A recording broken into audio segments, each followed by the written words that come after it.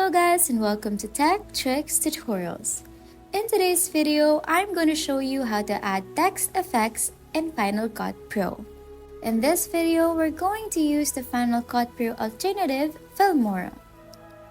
Adding text effects can really make your videos pop, so let's get right into it. First, open your project in Filmora and make sure your timeline is set up with the clips where you want to add text effects.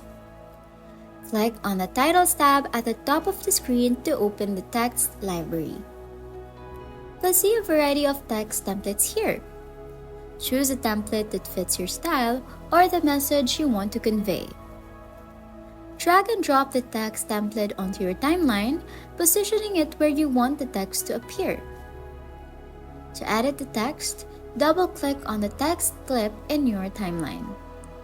A text editing window will pop up where you can enter your text and customize it. You can adjust the font, size, color, and alignment.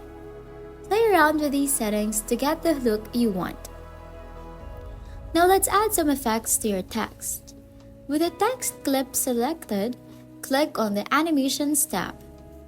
Here, you can choose from a variety of entrance and exit animations, as well as motion effects to make your text move. Simply drag and drop an animation onto your text clip to apply it. If you want to add more advanced effects like shadows or outlines, click on the Advanced button in the text editing window.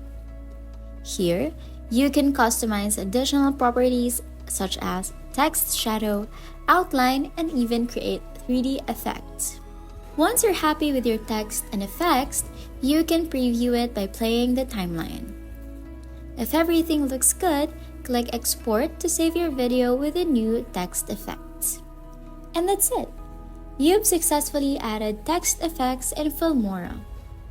If you found this video helpful, don't forget to give it a thumbs up and subscribe for more tech tips.